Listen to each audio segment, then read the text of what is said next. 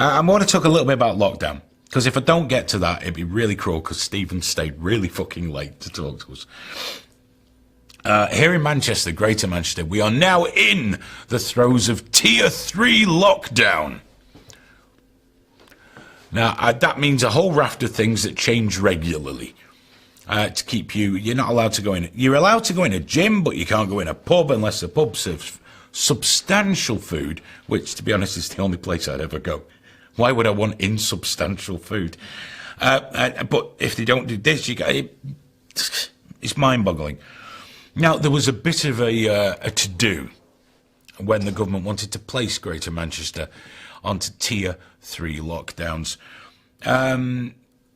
The local council, Richard Lees, is the leader of the council, Andy Burnham, who's our mayor, decided it would cost £90 million to put Greater Manchester into the Tier 3 restrictions. That would be the cost to business. The government said, we don't like that, we'll give you 55 million. So Greater Manchester reduced it to 75 million, saying, look, that's like, we're cutting the bones of the arse, there's the working out. And the government said no, we'll not. So it went back and forth, and everyone was accusing the government of being arseholes. Other people were accusing Andy Burnham of, just self-aggrandizing and all political point scoring, everything else. Meanwhile, it dragged on and on and on. And one point of interest is that Richard Lees, the leader of Manchester City Council, I think that's him and Howard Bernstein, but Richard Lees put forward an idea that for £14 million per month, I think it was, we could shield the most vulnerable people in Greater Manchester effectively and allow commerce to continue. The government went, oh no, we don't like that idea, because that would cost less money and be more practical. We don't like that, because that gives people agency. You want to take away agency. I listened to on the radio, they played the audio from a video of a 104-year-old woman in Scotland begging to be allowed to see her family. She said, it's my right to see my kids. I'm 104. I don't have long left. But we're taking away their agency. We're treating them as kids. It should be their choice. I know lockdown scandal. People were told they had COVID-19 after a chest x-ray. It was lung cancer. And they can't get treatment for it because they haven't got COVID-19. Lung cancer. We're fucking people off. We're letting them die because people die anyway. It's just the COVID we've got to be careful of so we get voted back in. Yes, lung cancer referrals are down by 75% at the moment. Oh, it's horrendous. So people are either suddenly not getting it or they're just dying. We're going to see a pandemic of sorts in the next 12 to 18 months that we're not going to fucking believe. And it'll all be diseases that had much lower figures of death. But the Manchester thing went on and on. Then the government said, no, fuck you, we're just putting you in Tier 3 restrictions. We're going to give you £22 million for enforcement and track and trace. This already cost £12 billion. And now it looks like they'll get £60 million. And of course, what we're doing, we're forgetting about all this, about the actual costs. Everyone's busy throwing stones at Andy Burnham, bringing up the Stafford Hospital scandal and fucking everything else. And I don't have to say anything about the Conservative government. We already know all about them. But there's a massive cost to business, and business people are really struggling. So what I'm going to bring in Stephen Englander at this point. Stephen is a friend of mine. He's also an accountant and business development expert. Yeah. Expert, basically. Expert. Now, you've got a lot of small businesses and small, medium businesses on your books. Are people, in your experience, feeling pretty positive they're going to get through this right now? Or because just say there's a lot of hospitality companies in your books. Yeah, but there is. It is quite depressing out there. But people will always find a way. I'm not particularly political, but I do see that the government seem to be trying. That the small businessman can't expect to live off government handouts. That's just the nature of life. I mean, I'm just, one of the things I do like, I've got my phone here, I'm looking at some of the comments made, and I think they're I think in these comments there's the answer. I mean, we've got a gentleman called John Grammaticus who thinks we should start a podcast called Gammon and Stephen. And he could supply the meat. I'm sure you could, John. I'm sure you could supply the meat with that, and that would help with some of the crises you were talking about with kids. Absolutely. No, cup of tea. Melanie should get Stephen to pay for youngsters' food. And I think there lies the issue. I mean, first of all, Melanie goes out delivering food around to less privileged people, and we do donate to charities that for food banks way before COVID. But what interests me is that it's always somebody else that should do this. It's a cup of tea saying, I should do it. Okay, maybe he's right. Maybe he's saying that because he does a lot of it and expects everybody else to. Maybe he's saying it because he thinks I've got a bit more money than I should have. But this is the attitude of small businesses. I think they're more resilient. They get up, they do what needs to be done. I know plenty of restaurants that have had to close doors, but they're out delivering. I know lots of pubs that have opened the doors to say to people, well, come and rent a space and work here. I think small businesses are the lifeblood of this country, of any country, and I think they'll find a way. I think the fact that the government are giving them something, it's never enough, but if it's enough for people to survive, take stock, get the houses in order, and move on to the next opportunities. And that's my take. That's what I think everybody should do. Take a bit more responsibility for yourself. Get out there and make things happen. I was on I conducted an interview this week actually with a young man. I have a podcast show, Between the Spreadsheets, where we look at business people and entrepreneurs and that type of thing. And the guy's 22 years old. He's dyslexic. He's currently very heavily involved in the Liberal Democrat Party because he's trying to make a difference. He's a DJ, a radio broadcaster, and he started a business through lockdown, not before lockdown, selling Dungeons and Dragons dice, and he's making a living, and he's 22. So I see these aspirational stories with everyone, and it makes me lose patience with people that aren't.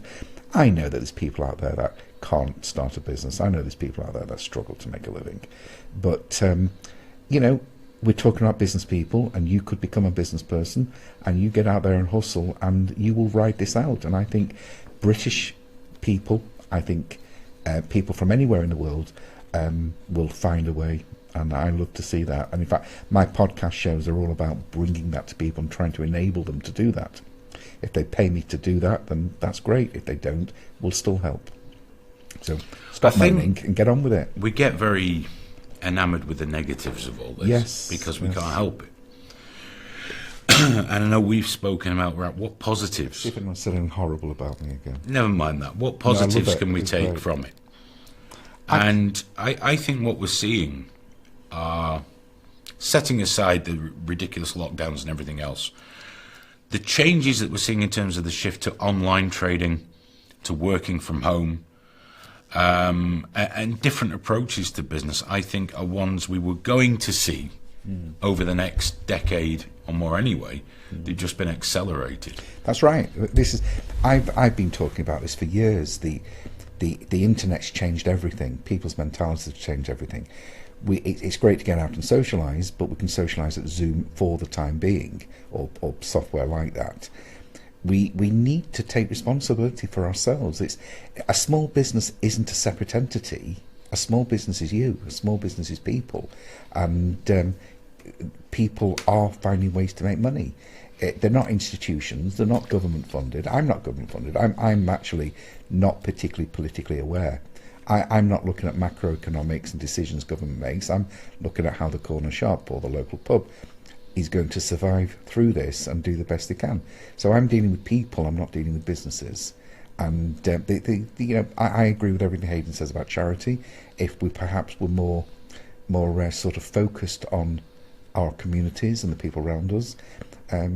Charity, I hate to say, begins at home, but you look after your own and you look after the people around you. And like I say, cup of tea. I could do with a cup of tea actually, but like I say, cup of tea. My Melanie has gone out and goes out in her car with food, and takes it round to local estates where she feels that people needs this. I haven't got the energy to do that, but I do donate to food banks, which I'm not sure is that needed, but I'm not going to comment there. There are people going hungry, and for whatever reason they should have food. They should have basic human rights to food and shelter. But I've been supporting charities for years with food banks. I think people should eat. Just before I move on to screaming about something reasonably unrelated, lots of negativity is said.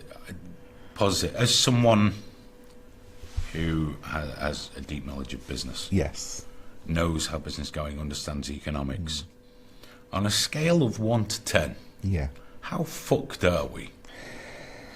I think after COVID, I think I'm going to still be around, because I still want to be around. I think my business is going to be okay. I'm looking at ways all the time of developing ideas, of communicating with people. I think we're as fucked as we want to be. I think if you want to sit down and do nothing and blame everybody else, then that's entirely up to you. Like I say, I'm not Reminds me of a conversation I had recently with Mark Bajerski. Oh, okay. The guy that does the crystals. Yeah. Wonderful human being, very warm. And we were talking about goals. Because every time you talk to Mark, he leaves you feeling better than you did going into the conversation. He said, so it's about goals, and he said, what are yours? So I went through it. He said, should set them a bit higher than that. I was like, we've got to be realistic. He said, why? He said, if that's what you set out for yourself, that's where you'll stop. Yes. Yeah. Aim higher.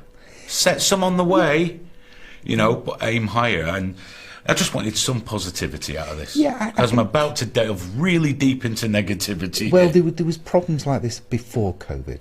A lot of whether it's COVID, whether it's a recession, whether we've got hurricanes, whatever it is, people take stock, and the government's allowing us to take stock by giving us something, and we find a way through, and there are ways through, and we will recover, because people want to live in a community like we have in the UK. They want to go shopping.